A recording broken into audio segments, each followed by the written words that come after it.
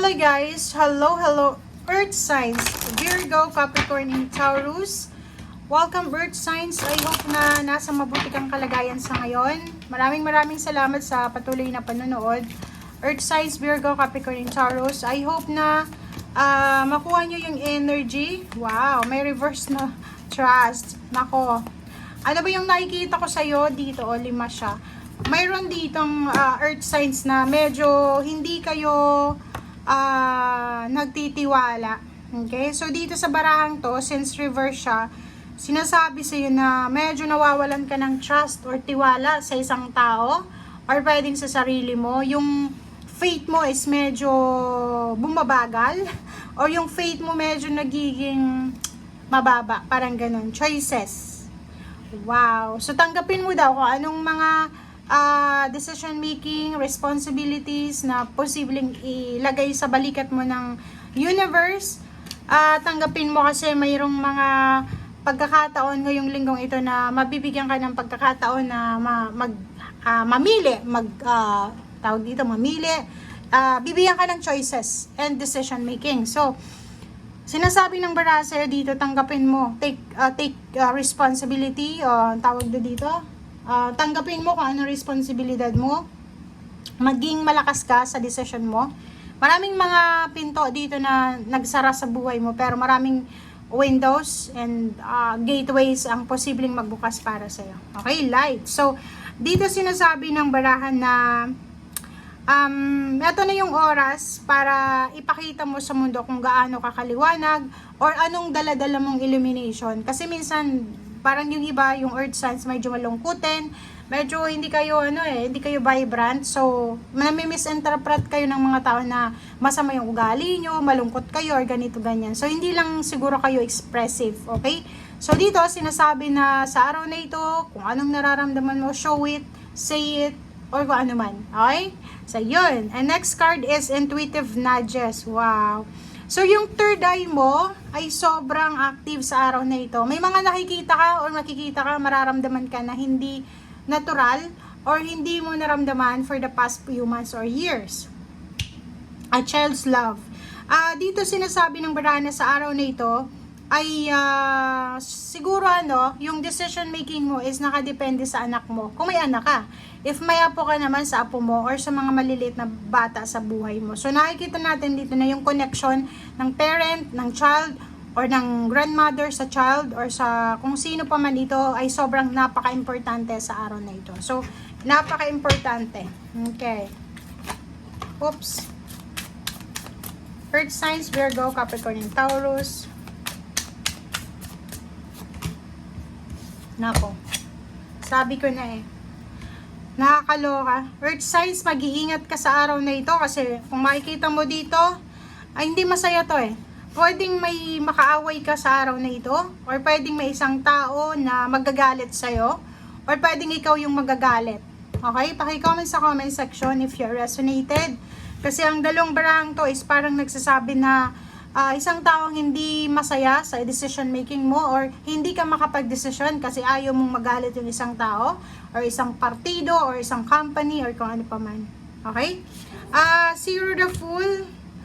Diba? So, parang water sign energy din to na nasa energy kayo ng ganito. Tinitimbang nyo kung ano yung gagawin nyo.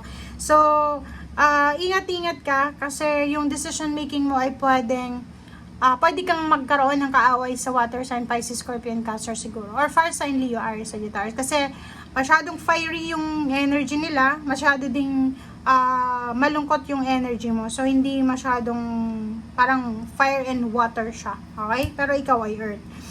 Okay. So, nakikita ko sa'yo dito na marami kang gustong simulan.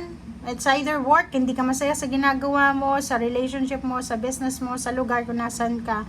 Gusto mong lumipat, gusto mong itry yung iba. Kaso lang, posibleng maraming competition, maraming mga hindi ka alam, hindi mo sigurado. So parang, ang nakikita natin dito, natatakot ka. Paki-comment sa comment section if yun ang pakiramdam mo. Okay, the Sun. Wow, the Devil. Nako. Ingat-ingat ka din sa mga Capricorn kasi yung Capricorn energy ay posibleng makasagabal sa decision making mo. So, kung may kapamilya ka na Capricorn, pwedeng siya ay malaking factor sa buhay mo siya.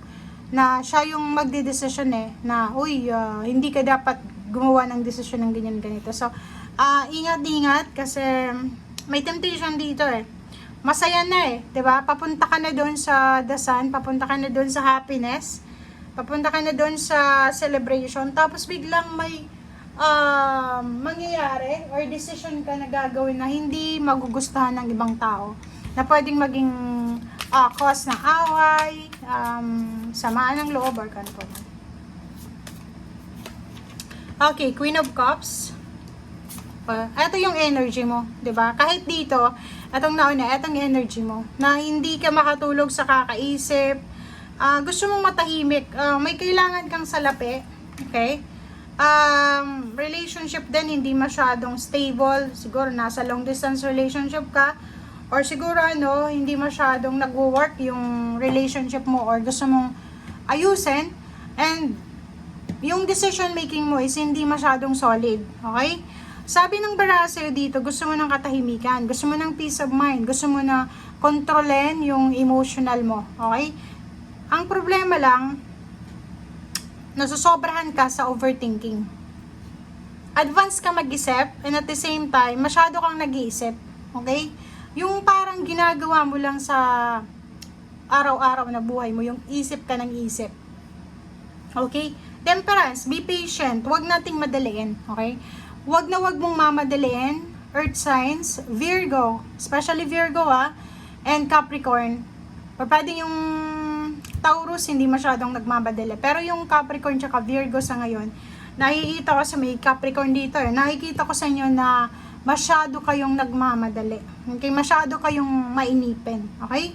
Ang Queen of Wands na to, sinasabi na gusto mo nang makalaya Or pwedeng may isang tao na hinihintay ka, and gusto mo nang matapos ito, nagmamadali ka Ang sinasabi ng baraha sa'yo na huwag kang magmadali kasi lahat ng nangyayari sa buhay mo sa ngayon ay nakatadhana yan. So, hindi yan nangyayari dahil sa may ginawa kang masama. Alam mo ba na yung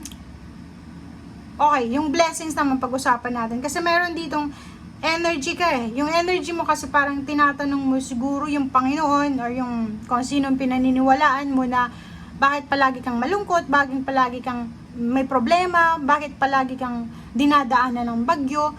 And yung nakikita mo yung iba, chill na chill lang. Tinatanong mo kung mahal ka ba ng Diyos. Sinasabi sir dito ng barahang ito na, siya kahit masamang tao, kahit sinong masamang tao, pwede kang i-bless. Kasi yung blessings na yan is mercy from God. Hindi siya yung wag kang maniniwala. Yung paniwala mo kasi is, yung binibless lang is yung mga mabubuting tao. Okay? Hindi. Masama o mabuti.